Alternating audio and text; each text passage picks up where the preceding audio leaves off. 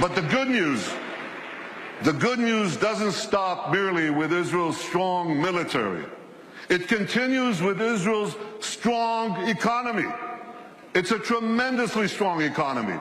And I'll tell you, we made it stronger by moving Israel to free market principles, which unleashed the spark of genius embedded in our people into innovation, entrepreneurship. And there's a revolution taking place. This couldn't happen at the better time. Look at the 10 leading companies in 2006. 5 energy companies, one IT company, Microsoft. And a mere 10 years later, 2016, a blink of an eye in historical terms, it's completely reversed. 5 IT companies, 1 energy company left. The true wealth is in innovation. You know these companies, Apple, Google, Microsoft, Amazon, Facebook. Guess what? They all have research centers in Israel. All of them. Major research centers. And they're not alone. There are hundreds more. And there's a reason. Something is going on. It's a great change. You want to hear jargon? It's one sentence. This is a terrible sentence, but I have no other way to say it. It's the confluence of big data, connectivity, and artificial intelligence. Okay? Did you get that? Yeah. You know what that does? It revolutionizes old industries, and it creates entirely new industries. So here's an old industry that Israel was always great in, agriculture. We're always good in agriculture. But now we have precision agriculture. You know what that is? See that drone in the sky? He's connected to a big database. And there are sensors in the field. And in the field, there's drip irrigation and drip fertilization.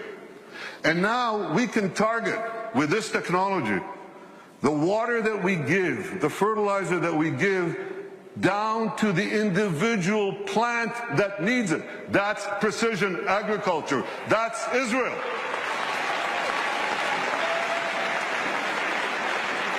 Unbelievable.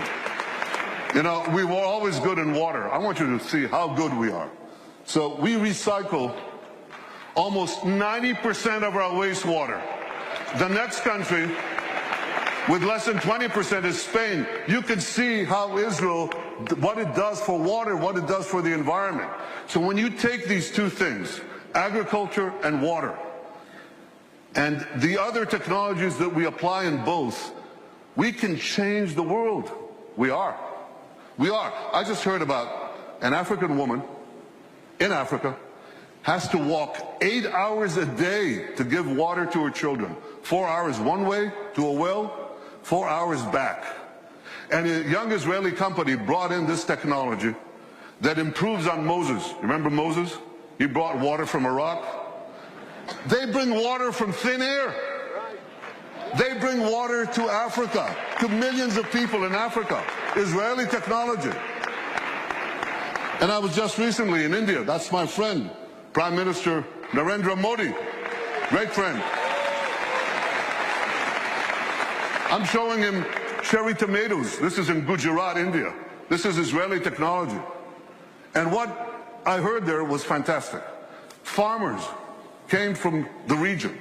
There's an experimental farm there and a place where Israel gives technology know-how to Indian farmers. 65% of India's population are farmers.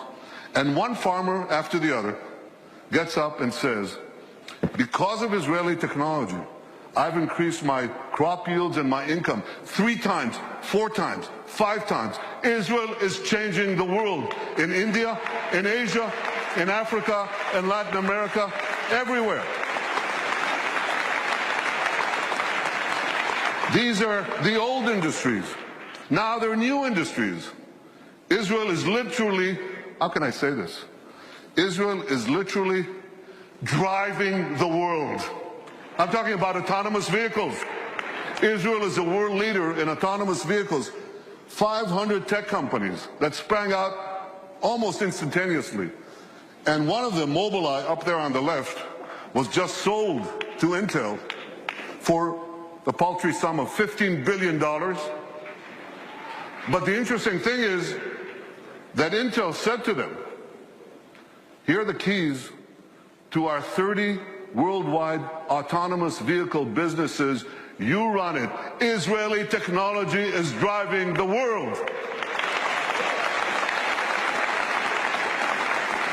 And one last industry, there are many more, but one more that you're all familiar with. You have bank accounts? You should. Okay. Well, you don't want anyone hacking into them, right?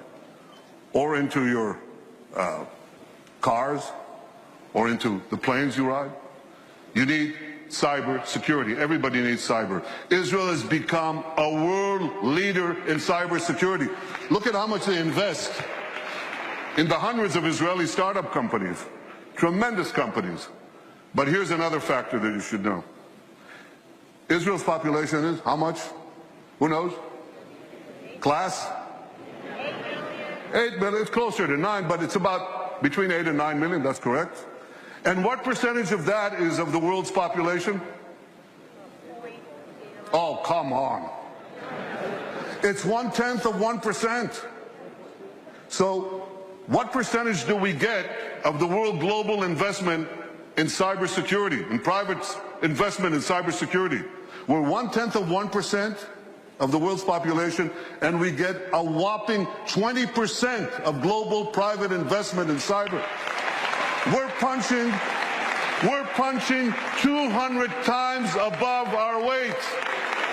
Not 2 times, not 10 times, not 100 times, 200 times above our weight. That's one heck of a punch.